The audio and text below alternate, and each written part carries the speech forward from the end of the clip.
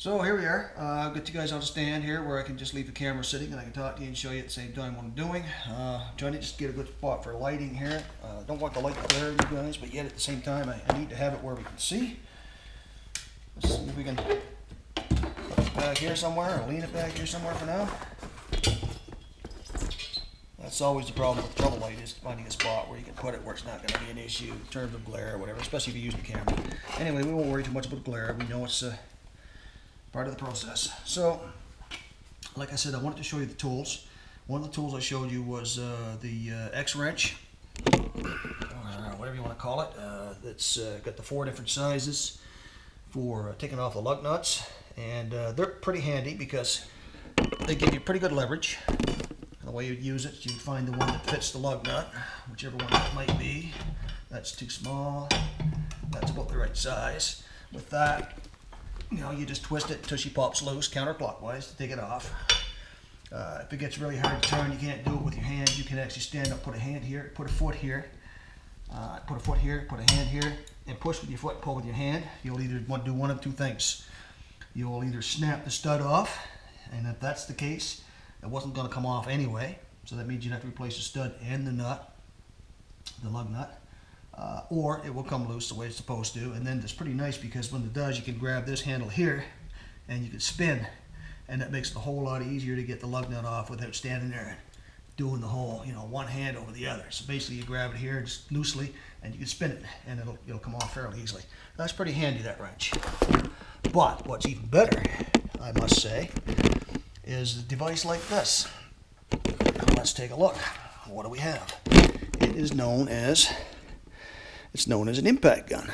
And of course, the disadvantage to this is that if you have one, you have to have an adequate air supply in order to make it work. Trigger makes it go. There's a button on here for switching directions. You have the button on the back. One way is forward, and then one way is backward. It's kind of like a drill, a lot heavier to drill. But anyway, you put your socket on the end here. Let's get the light out here where you can see a little better, and I'll show you. I'll get a socket here and I'll show you how it works. So what you do is you put your socket on here like this. Boom. Now, speaking of sockets, this is known as an impact socket, and it's designed with a thicker, much thicker wall than a regular socket that you'd use on a hand ratchet, and that's hardened in a specific way so that it'll take the force of the impact gun and it won't blow up in your face. Now, there's another type of impact gun. There's this guy. Now, it works pretty much the same way, except that it uses electricity and plugs into your regular outlet in a house. So the advantage to this is that just about anybody can use it because you don't need that big massive air supply, and as long as you have a 110 outlet to plug it into and an extension cord, probably you need an extension cord because this may be too short to reach the wall and go to wherever you're working. As long as you have that in your proper sockets, you're good to go. Now, as I mentioned, the difference between the sockets, of course that's another tool that you need. You're going to need some sockets. I've got a few here. These are impact sockets that you're seeing here, various sizes. As I mentioned, they look like this, and the way you can tell them apart is your standard sockets. Now, this may not be 100% always a rule, but a rule of thumb roughly, for the most part I believe, is that your impact sockets are always going to be dark. I've never seen any other colored impact sockets. Now, with today's market, I do know that when I go to Canadian Tire, I'm seeing gold, I'm seeing blue, I'm seeing black. So I'm not sure if that rule will always apply. I do believe that you want to read the packaging that they come in. It'll let you know whether or not they're meant for impact or whether they're just a standard socket. But when I worked as a mechanic, all we had was black and thicker walled. That would be your impact. Of course, the labeling on the package would also tell you that it's an impact. And then you'd have your standard sockets like this, which will stand up to the impact, but it's not a good idea because sometimes they will break, and when they do, they kind of explode. Pieces can fly off them, and you could get hit in the face, could lose an eye, could seriously injure yourself or somebody else. So it's better to always use the impact socket if you have one. You can risk not using one if you don't have one, but it's not a great idea. So the next thing is, first off, and I want to see if I've got the right size socket here. I think I do, but let me double check it. This is the impact socket that I had chosen to hit on the gun there a few moments ago, just quickly for a demonstration. And yeah, that's the right size socket. Now sometimes these lug nuts are physically different on the outside. I have one, this guy here, for some reason is a different size. Although it's the same size on the inside for the stud, and as far as the threads go and everything, it is a different size on the outside. Now I'm wondering, well, whether or not it's metric on the outside, which I doubt. It might be one of the original studs, and it may have had a metal shell on the outside, which would have brought it up to the same size as these guys here. A lot of times you will get a metal shell on the outside for appearances, to make them look a little more dressy. What you see right there is not that dressy. And of course, if there's a cap over it, you don't see them, it doesn't matter anyway, right? As long as they work. So what I've got to do now is I've got to find out what size that is, and because it's a different size. So I think what I'll do is I'll go to my X-wrench and see if there's a size on my X-wrench that will fit that properly. So let's take a look. Here's the X-wrench. Now that is too small. So let's go to the next biggest one. I think this guy right here. And that is too big.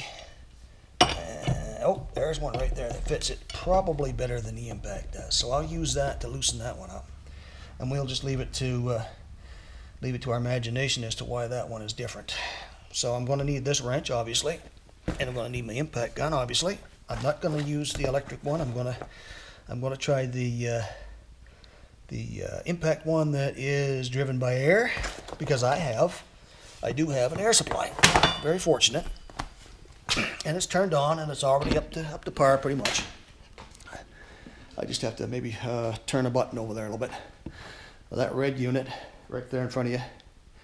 It looks like a big drum of some sort, and the stuff on top, that's a motor on top, compressor on top. That's pretty much a full-scale compressor. There are bigger ones, but that's one that's probably adequate for most garages. Maybe one size up from that would be better for most garages that do any amount of mechanic work, but for a home garage like this one, that's a luxury. So like I said, that's on. I'm going to hook it up to my impact gun that requires air, and we'll see if we can get those lug nuts off with that. Now another luxury in this garage here, I put this unit up here. Now that is a way to manage the air hose. You get your air hose on there, it's all coiled up, not getting tangled up, twisted, and all monkeyed up. What you can do is you can pull that down, and at various intervals, you'll have, okay, hang on a second. It's a ratchet type device, and at various intervals you'll have, it's there somewhere. There. You'll have a section where it'll catch. Now I've pulled some hose out, and I've managed to get it to catch on the ratchet, and that amount of hose will stay out. But I'm going to need a little more hose than that. So what I'll do is I'll use one hand here. Make sure I give myself. There's another spot there somewhere for it to catch on. There we go. All right. Now this is very cramped in here right now because I've got 2 motorcycles basically, and 2 cars in here plus everything else. So yeah, it's messy, guys. Don't judge me on that. Although it's messy all the time, that's just an excuse. So now I've got an air hose.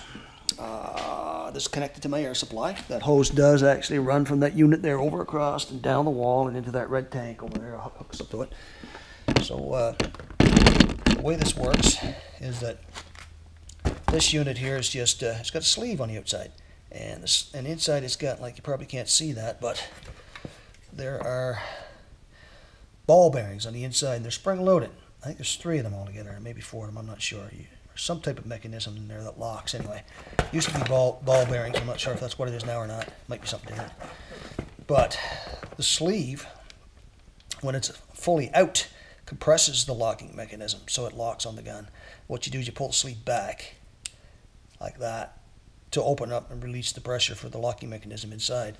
And once you do that, you slide it over the coupler, which is on the gun right here. And as you can see, there's ridges on that, and this ridge is where the locking mechanism is going to catch once that's in place. So you pull this back. There's also seal in there too, so it's not supposed to leak. Okay, so one more time, you pull this back, right? You see that? Pull that back, put that in there, push that sleeve forward. It's spring loaded. It'll go forward by itself, or you can push it forward. And once you do that, you're locked on the gun. Now all you need is air. Your gun is ready to go. So I'm going to turn the air supply on, and we will take it from there.